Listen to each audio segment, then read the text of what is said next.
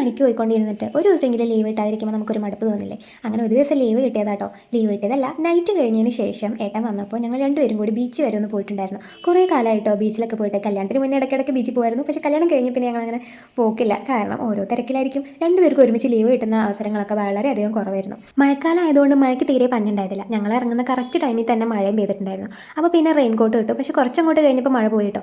എന്നാലും ഞങ്ങൾ അയച്ചില്ല. എപ്പോഴാണ് വരികയെന്ന് അറിയില്ലല്ലോ, അതുകൊണ്ട് അത് തന്നെ ഇട്ട് നടക്കാമെന്ന് വിചാരിച്ചു. പിന്നെ എനിക്ക് ഭയങ്കര ആഗ്രഹമായിരുന്നു റെയിൻകോട്ട് ഇട്ട് കടൽ കാണാൻ പോകണം എന്നുള്ളത്. അങ്ങനെ ഞങ്ങൾ വണ്ടി സൈഡാക്കിയപ്പോൾ വീണ്ടും മഴ വന്നിട്ടുണ്ടായിരുന്നു. അത്യാവശ്യം നല്ലോണം കാറ്റും തിരമാലയൊക്കെ ഉണ്ടായിരുന്നു. കടൽ കാണുമ്പോൾ പേടിയാവുമായിരുന്നു കേട്ടോ. പക്ഷേ എനിക്കെന്തോ ഭയങ്കര ഇഷ്ടം തോന്നി. കടലിൽ ഇറങ്ങുകയൊക്കെ ചെയ്തു. ഒരുപാട് ആൾക്കാരും ഉണ്ടായിരുന്നു കേട്ടോ കാണാനായിട്ട്. അങ്ങനെ കുറേ നേരം അവിടെ നിന്ന് ഒരുപാട് ദിവസത്തെ ജോലിയും നൈറ്റ് ഷിഫ്റ്റും എല്ലാം കഴിഞ്ഞ് ഭയങ്കര പ്രഷർ ഫീൽ ചെയ്തിരുന്നു. പക്ഷേ ബീച്ചിൽ വന്നപ്പം ഭയങ്കര റിലാക്സ്ഡ് ആയി പോയിട്ടോ. നല്ലൊരു അടിപൊളി സ്ഥലം തന്നെയായിരുന്നു.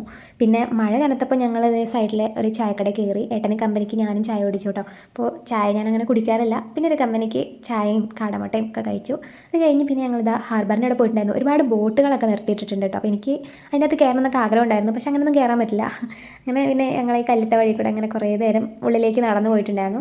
ഉള്ളിലേക്ക് പോകുന്തോറും എന്തോ നല്ലൊരു സുഖം തോന്നി കേട്ടോ. പിന്നെ മഴയുണ്ടായിരുന്നു. നല്ലൊരു വൈബായിട്ടുള്ള സ്ഥലം തന്നെയായിരുന്നു.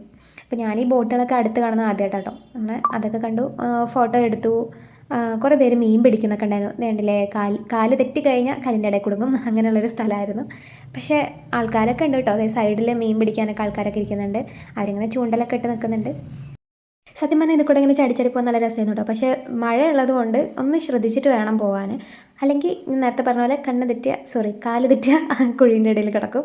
പിന്നെ കുറച്ചങ്ങോട്ട് പോയപ്പോഴാണ് എൻ്റെ മുടി നെയ്ച്ച് വെക്കുന്നത് കണ്ടോ. ഇതുപോലൊരു പ്രതിഭാസം ഉണ്ടായിരുന്നത്. അപ്പോൾ നമ്മൾ പണ്ട് സ്കൂളിലൊക്കെ ചെയ്തിട്ടുണ്ടാവും, സ്കെയിൽ ഇങ്ങനെ പേപ്പറിൽ വരച്ചിട്ട് മുടിയിൽ ഇങ്ങനെ കാണിച്ച് കഴിഞ്ഞാൽ മുടി ഇങ്ങനെ പൊങ്ങിക്കും. അതുപോലെ എൻ്റെ നീളമുള്ള മുടിയൊക്കെ അതായത് പൊങ്ങി നിൽക്കുന്നുണ്ട് കേട്ടോ. എനിക്ക് തോന്നുന്നു ഞാൻ ഈ കോട്ടും കൂടി ഇട്ടിട്ടാണ് എൻ്റെ മുടിയും കോട്ടും തമ്മിലുള്ള ഒരു ഫ്രിക്ഷൻ കാരണമാണ് അത് മുകളിലേക്ക് വെക്കുന്നത്. സ്റ്റാറ്റിക് ഇലക്ട്രിസിറ്റി എന്നാണ് കേട്ടോ ഇതിനെ പറയാം. അതെന്തായാലും ശരിക്കും ഒരു അത്ഭുതം തന്നെയായിരുന്നു കേട്ടോ. പക്ഷേ ഒരു ഏരിയയിൽ എത്തുമ്പോൾ മാത്രമേ എൻ്റെ മുടി ഇങ്ങനെ പൊങ്ങി നിൽക്കുന്നുണ്ടായിരുന്നുള്ളൂ. അതെന്തുകൊണ്ടാണെന്ന് എനിക്കിപ്പോഴും മനസ്സിലായിട്ടില്ല. പിന്നെ കടലിൻ്റെ ഈ ഒരു ഭംഗി ഭയങ്കരം തന്നെയായിരുന്നു. ഞങ്ങൾ കുറേ നേരം അത് അവിടെ ഇങ്ങനെ ഇരുന്നുണ്ടായിരുന്നു കേട്ടോ കാണാനായിട്ട്. നല്ല രസമുണ്ടായിരുന്നു. മേഘത്തിൻ്റെ കളർ മാറുന്നതിനനുസരിച്ചിട്ട് നമ്മൾ കടലിൻ്റെ കളർ ഇങ്ങനെ മാറിക്കൊണ്ട് വരുന്നുണ്ടായിരുന്നു. പിന്നെ രണ്ട് കളറുള്ളത് പോലെയൊക്കെ ഫീൽ ചെയ്തു കേട്ടോ പെട്ടെന്ന്. കണ്ടില്ലേ, ഇത്രയും ദൂരം ഞങ്ങൾ നടന്നാണ് വന്നിട്ടുണ്ടായിരുന്നത്. ഇനിയും മുന്നിലേക്ക് ഉണ്ട് കേട്ടോ. പക്ഷേ ഞങ്ങൾ അത്രയ്ക്ക് അങ്ങോട്ടും പോയില്ല, അറ്റത്തേക്ക് പോയില്ല.